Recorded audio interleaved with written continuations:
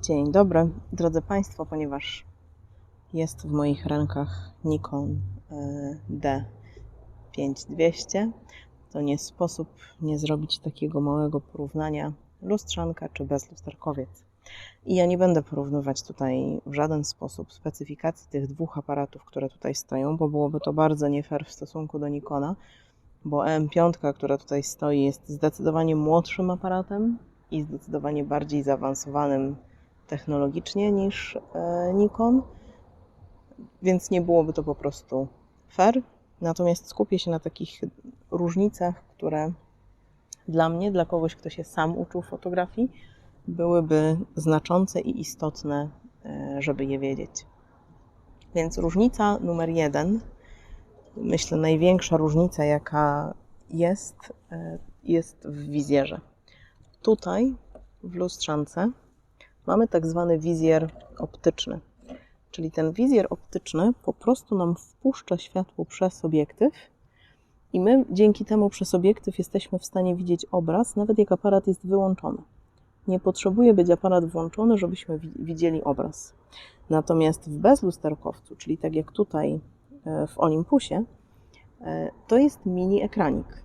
To jest mini ekran, który nam pokazuje dokładnie to, jak nasze zdjęcie będzie, prawie dokładnie to, jak nasze zdjęcie będzie wyglądało, więc od razu wiemy, czy mamy je niedoświetlone, prześwietlone, czego nie daje nam zobaczyć wizjer optyczny. I to jest pierwsza ogromna różnica, jeśli chodzi o lustrzankę i bezlusterkowca. Dla mnie, jako dla kogoś, kto się sam uczył, miało to ogromne znaczenie. Czy będę miała wizjer optyczny, czy będę miała wizjer elektroniczny. Kolejną oczywistą różnicą jest po prostu rozmiar tych aparatów. W tym aparacie, w lustrzance, musi się zmieścić lustro. W związku z czym on jest dużo grubszy i dużo większy niż bezlusterkowiec.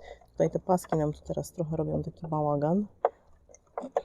Może je tak trochę odrzucę i będziecie Państwo lepiej widzieć, jaką my tu mamy gabarytową różnicę. Różnica jest nie tylko, rzecz jasna, w samym korpusie, jest też w obiektywach, choć nie aż tak duża, wiadomo, to jest mikro 4/3, to jest APS-C, więc tutaj jest większa matryca, więc siłą rzeczy też te obiektywy muszą być odrobinę większe, niemniej jednak nie koniecznie aż tak większe. Największa różnica jest tutaj, drodzy Państwo, w tym, jak gruby ten aparat musi być, ponieważ tu musi się zmieścić lustro, tu musi się zmieścić faktycznie fizyczny pryzmat, przez które te światło się będzie odbijać, więc nie ma szans, żeby je jakoś bardzo uszczuplić. Ja jeszcze Państwu pokażę to może tak, bo chyba będzie to lepiej tak widać, jak one będą sobie położone. O, proszę zobaczyć, jaka to jest różnica w wielkości. A tu jeszcze a propos różnicy rozmiarów, to jest taka stara nikonowska torba i tu jest Nikon. Widzicie Państwo, ile on zajmuje miejsca. A tu jest Olek, czyli bezlusterkowiec. I on zajmuje tyle miejsca w tej torbie. Więc to w kwestii różnicy rozmiarów tych dwóch typów albo rodzajów aparatów. Kolejna różnica, na jaką warto zwrócić sobie uwagę, decydując się, czy lustrzanka, czy bezlusterkowiec, to jest na przykład dostępność obiektywów i też ceny obiektywów. Ogromną przewagą lustrzanek, a zwłaszcza Nikona z mocowaniem f, jest to, że jest bardzo dużo obiektywów do tego systemu. Ja zanim tu przyszłam, to sobie szybko sprawdziłam, w jakiej cenie byłby do tego aparatu taki obiektyw, który tam po przeliczeniu dałby nam tą 50 powiedzmy, nie? Czyli 35, bo to jest APS-C. No i pierwsze lepsze ogłoszenie, jakie znalazłam, to było 430 zł. Oczywiście były też takie za 600 zł. Mówimy o stałoogniskowych obiektywach ze światłem 1.8 czy tam 2. Takich standardowych, klasycznych stałkach. Tu do bezlusterkowców, no Olympus też ma, powiedzmy, w podobnej cenie można tego Lumixa dostać, ale na przykład już w innych systemach może to wyglądać trochę inaczej. Będzie troszkę drożej. bo też są nowsze te systemy po prostu, to są nowsze obiektywy. Na rynku tych lustrzanek Nikona czy Canona jest bardzo, bardzo dużo i jest bardzo dużo obiektywów też do nich, nie? Więc to trzeba brać pod uwagę. Kolejna sprawa, jaką trzeba sobie wziąć pod uwagę, nabywając taką lustrzankę bądź bez lusterkowca, znakomita większość bezlusterkowców, jeśli nie wszystkie, ale chyba nie wszystkie, bo może to naprawdę najstarsze tego nie mają, to jak mają ekran, a wszystkie mają ekran, mogą nie mieć wizjera, czego na przykład w bezlusterkowcach nie może być, musi być wizjer zawsze. Przepraszam, w lustrzankach musi być zawsze wizjer. Natomiast w bezlusterkowcach ekran będzie dotykowy, przynajmniej w znakomitej większości. Natomiast w lustrzankach nie wiem, czy zwłaszcza w tych takich amatorskich są dotykowe ekrany. To trzeba by było sobie sprawdzić. Na pewno ten nie ma w żaden sposób dotykowego ekranu. Nie można sobie punktu autofokusa wybrać dotykając ekran. No i przechodząc do autofokusa, to jeśli chodzi o ilość punktów autofokusa i pole, w jakim ten autofokus sobie pracuje, to też będzie duża różnica. Ja Państwu może mi się uda to tu pokazać. Niech tu sobie odblokuję obiektyw. Włączymy tego na Live View. Tak, nie na Live View. Żartowałam. I tego w ogóle sobie włączymy. Zobaczcie Państwo, jak jest lustrzanka. Widzicie Państwo te pola autofokusa? Ich jest taka dość niewielka ilość i one mają ograniczone to pole. To nie jest po całej matrycy pola autofokusa. Nie jest bardzo źle. Ten aparat już ma całkiem sporo tych pól autofokusa, no ale nie jest to jakiś dziki szał. Natomiast w bezlusterkowcach zazwyczaj tych pól już jest więcej. Tutaj tak naprawdę widzicie Państwo całą tą siatkę? Praktycznie cała matryca jest obsiana polami autofokusa, czego nie mamy właśnie w tym aparacie z lustrem. A co za tym też idzie, jeśli chodzi o pola autofokusa, to będzie też szybkość jego działania. Nie zawsze jest to zależne od tego, ile tych pól jest, natomiast zdecydowanie szybciej to działa w tych bezlusterkowcach, które ja mam. Takim najbardziej epokowo porównywalnym do tej lustrzanki jest mój EPL7 i on jest szybszy niż ta lustrzanka, jak również zdecydowanie cichszy, bo to jest też kolejna rzecz. Zauważcie Państwo teraz, jak będę próbowała ustawić autofokus, co się będzie działo tutaj. Dobra, jesteśmy na autofokusie, przełączyłam teraz tutaj, bo tu właśnie trzeba pamiętać, żeby guziczek sobie przełączyć. Proszę zobaczyć i posłuchać. Teraz szybko złapał. To może troszkę mu wydłużę ogniskowo, bo to będzie trudniejsze dla niego wtedy. Ok, tam mamy jakiś pomnik. Spróbujmy tak. A tu bliżej, jakbym chciała wycelować na aparat.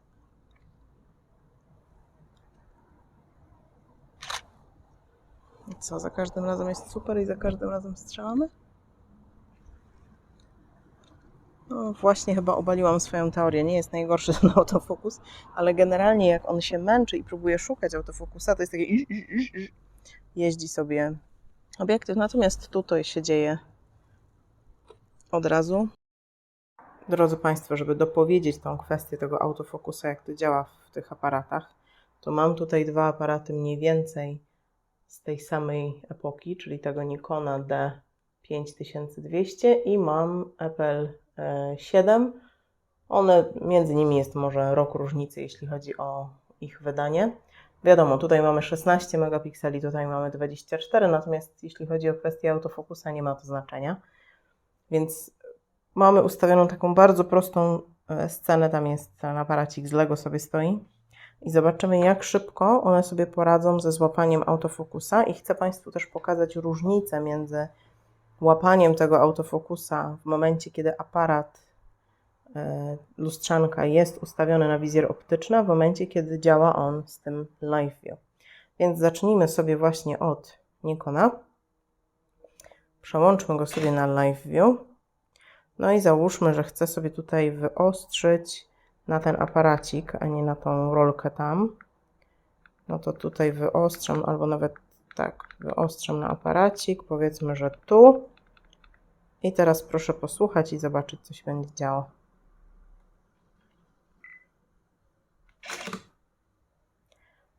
Dopiero jak był ten pik, dopiero wtedy złapał ostrość. Natomiast jeśli chodzi o Epela, jeżeli chcę sobie przesunąć punkt autofokusa, to przede wszystkim sobie po prostu klikam na to miejsce, gdzie chcę, żeby on złapał. I autofokus łapie od razu.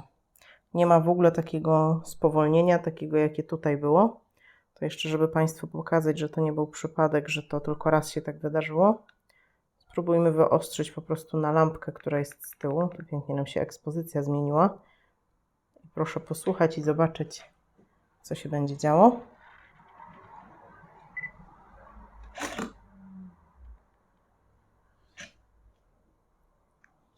Chwilę mu to zajęło. No tutaj nie jesteśmy w stanie zrobić tej samej sceny, no ale to załóżmy, że tutaj na kwiatka sobie... Co jest? Na kwiatka sobie wyostrzymy, czy tam na półkę. Niech będzie na półkę. I jest od razu. Ale to jest kwestia tego w momencie, jak to mamy na live. Ja sobie ten punkt autofokusa teraz przesunę, bo nie będę patrzeć za chwilę przez wizjer. Tutaj też widzicie Państwo, jak się też zmieniają parametry ekspozycji, prawda? Jak jesteśmy na tym live. Więc zostawię tutaj teraz punkt autofokusa na tym aparaciku. Zmienię to na wizjer optyczny i proszę posłuchać, jak teraz szybko autofokus złapie. Było zdecydowanie szybciej niż w momencie, jak używaliśmy live i zdjęcie jest ostre. Różnica, którą pewnie Państwo już usłyszeliście, no to jest dźwięk działania. Tutaj mam teraz mechaniczną migawkę, tutaj jest zawsze mechanicznie, zawsze jest lustro, więc tu, no halo, jest tak, natomiast tu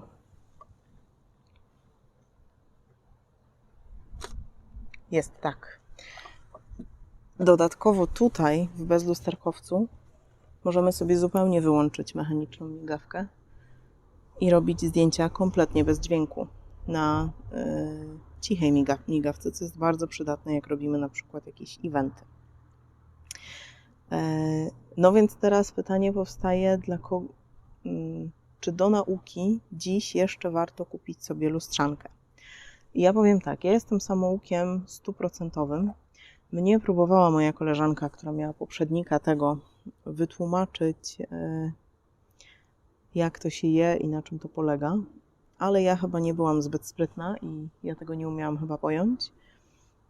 W związku z czym ja zaczęłam na bezlustrze i było mi na nim łatwiej. Łatwiej dlatego, że widziałam od razu rezultaty w wizjerze tego, co robiłam, bo też mam od razu podgląd zdjęcia, jakie zrobiłam. Jak również widziałam, co się dzieje, jak wpływa na obraz, jak wpływają na obraz zmiany parametrów w trakcie, kiedy to robiłam. Przy lustrzance trzeba za każdym razem praktycznie dużo częściej fotografując tym aparatem, chociaż ja się jakoś tak bardzo nie przejmowałam tym, bo robiłam to dla przyjemności, ale myślę, że dużo częściej zaglądałabym na ekran, jak wyszło zdjęcie, niż to robię w bezlusterkowcu. W bezlusterkowcu po prostu robię zdjęcia i raz na czas sobie sprawdzam, jak one wyszły. Więc ja myślę, że lustrzanka nadal jest bardzo fajnym aparatem do nauki, jeśli ktoś ma naprawdę zacięcie do nauki. Jeśli ktoś naprawdę chce się uczyć i chce zrozumieć, jak działa ten aparat, to lustrzanka będzie jak najbardziej fajna i będzie zdecydowanie bardziej niskobudżetową opcją niż bezlusterkowiec. Natomiast jeśli komuś zależy bardziej na tym, żeby szybciej osiągać rezultaty albo żeby mieć mniejszy szok w przesiadaniu się z telefonu na aparat, no to ja bym polecała jednak bezlusterkowca. Co więcej, jeżeli zdecydujecie się Państwo na przykład bez lusterkowca na start, żeby uczyć się fotografii, to jest duża szansa, że będziecie mogli sobie później rozwijać ten system, na przykład kupić sobie później lepszy korpus do tych obiektywów, które już macie, a lustrzanek oprócz Pentaxa nie produkuje już nikt. Z lustrzanek wycofały się wszystkie inne firmy fotograficzne. Dlatego też jest ich tak dużo na rynku używanym i dlatego też można je dostać w bardzo dobrych cenach. Więc to jest taki plus i minus.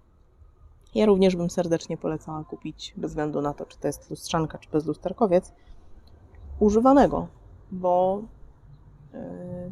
zwłaszcza na start, jak jeszcze nie wiemy, czy to jest nasza pasja, czy nie, używany jak najbardziej będzie grał. Powiem Państwu jeszcze o jednej różnicy, jaka jest. Ona jest też bardzo istotna. Żywotność baterii. Zdecydowanie w lustrzance bateria, mimo że jest niewielka, będzie żyła dłużej niż w bezlusterkowcu. Z tego chociażby powodu, że w bezlusterkowcu mamy 2 ekrany, które muszą być cały czas zasilane. Poza tym cały czas pracuje sobie matryca, a te się po prostu matryca sobie odpoczywa. My możemy sobie patrzeć przez wizjer optyczny, czy aparat jest włączony, czy wyłączony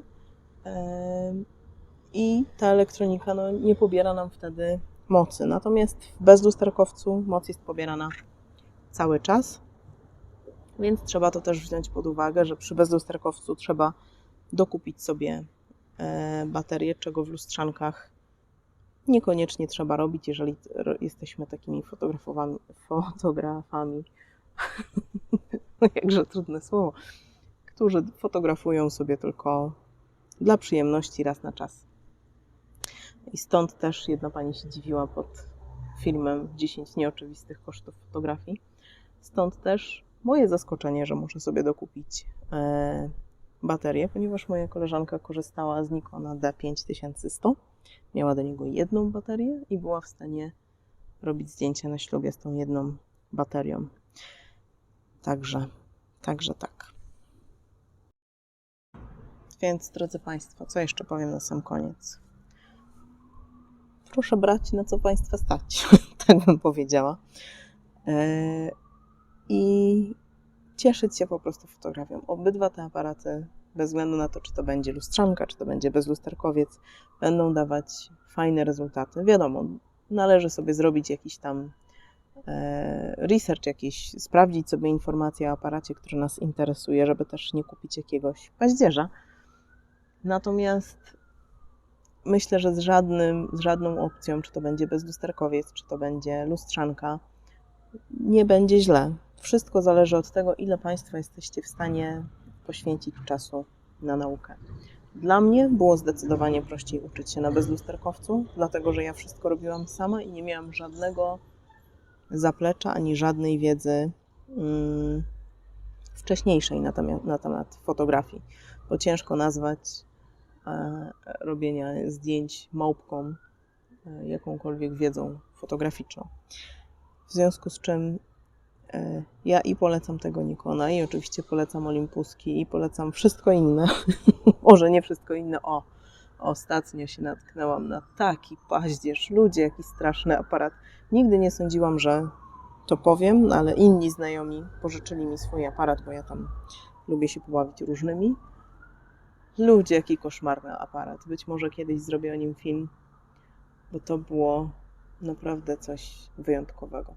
Natomiast jeśli chodzi o lustrzanki bezlusterkowce, w obydwu typach aparatów można wymieniać obiektywy i to jest super, bo to nam daje największą kontrolę nad zdjęciem i nad tym, jaki ono będzie miało wygląd i klimat.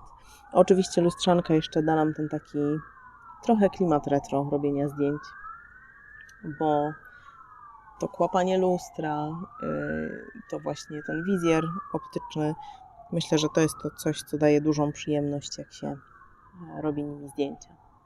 Dziękuję Państwu bardzo za to, że ze mną byliście dzisiaj.